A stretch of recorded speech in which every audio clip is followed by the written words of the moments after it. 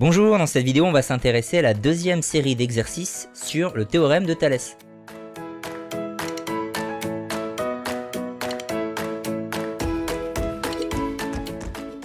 Alors dans l'exercice 2 ci présent, on a une configuration de Thalès, c'est la première chose quand même à regarder. On a deux droites qui sont parallèles, GL est parallèle à FK, c'est l'énoncé qui nous le dit, donc ces deux droites là. Et en plus, on voit bien qu'on a la situation d'un triangle imbriqué dans un autre. Et on nous demande ici de calculer FG. Avec un commentaire supplémentaire, le théorème de Thalès ne te donnera pas FG directement. Alors on va vérifier justement pourquoi on a ce commentaire là, on va regarder les longueurs, ce qu'on connaît. Alors déjà, on peut constater qu'on connaît tout sur ce côté-là. On connaît AK directement, on connaît KL, et en plus, on va pouvoir déterminer la longueur AL en faisant tout simplement la somme des deux côtés ici. Ça, c'est assez logique. Donc on connaît tout de ce côté-là.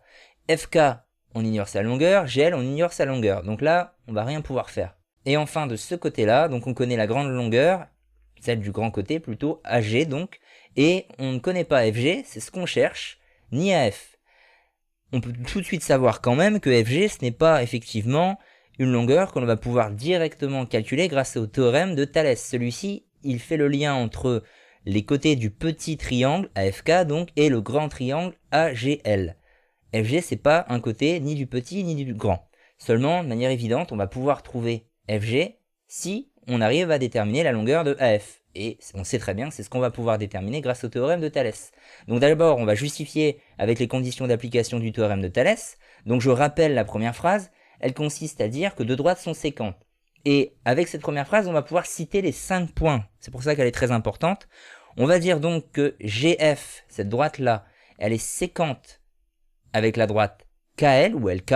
Donc on a déjà cité 4 points comme ça, en A. Et ainsi on a bien cité les 5 points. GF et LK sont séquentes en A. C'est ce qu'on écrit du coup en première phrase.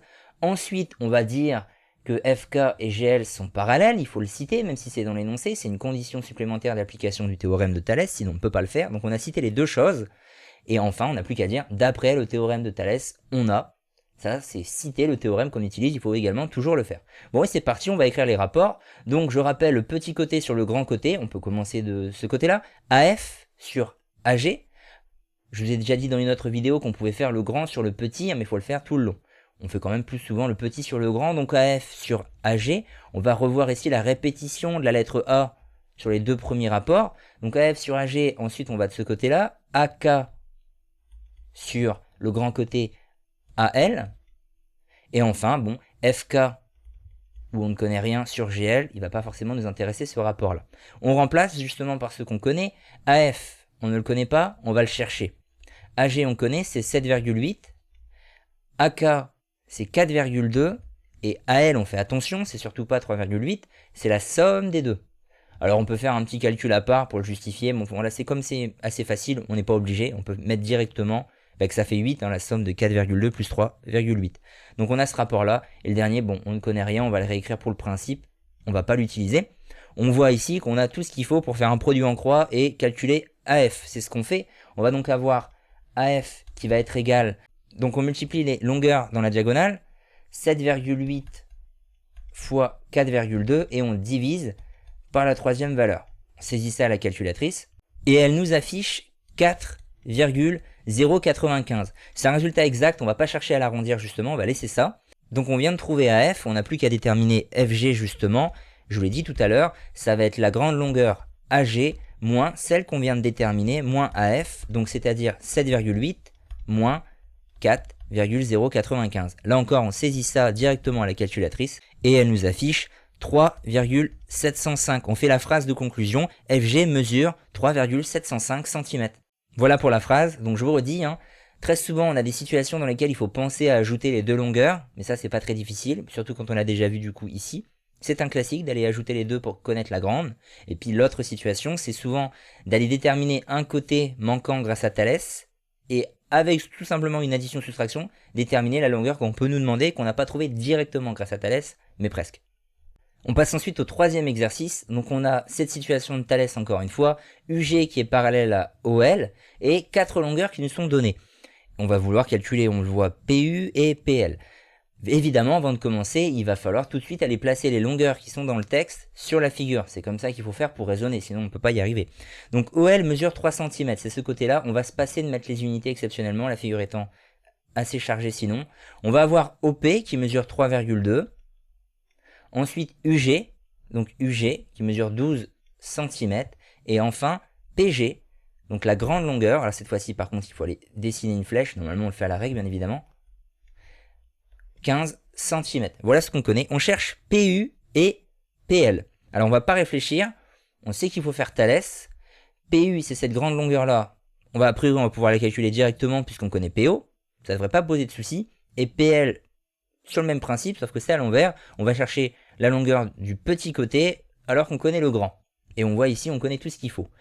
Donc on applique le théorème de Thalès. Alors on va déjà dire que la droite UO et la droite GL sont séquentes en P. Là on a bien cité les 5 points.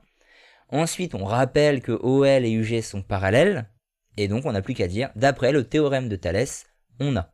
Et donc on n'a plus qu'à écrire les égalités de longueur. Alors là on va avoir PO sur PU. Là la lettre qui va se répéter, c'est la lettre P justement. C'est là où sont séquentes nos deux droites. Donc PO sur PU, qui va être égal à PL sur PG, petit sur grand, et donc égal à OL sur UG. Deuxième étape, on remplace par ce qui est connu. Donc PO mesure 3,2. PU inconnu, c'est ce qu'on cherche. PL également une longueur recherchée. PG mesure 15. OL mesure 3. Et UG mesure 12. Donc là, si on regarde bien, il y a un rapport qui est complet, c'est celui-ci. Et c'est visiblement à partir de lui qu'on va pouvoir calculer les deux autres. Alors, lorsqu'on cherche PU, eh bien on va prendre le premier rapport qui contient PU et le dernier qui est complet. Voilà le produit en croix. On va donc faire PU égale, là, la diagonale complète, c'est celle où il y a 3,2 et 12. On va faire 3,2 fois 12 et on divise par 3. On saisit ça à la calculatrice. Elle nous affiche 12,8.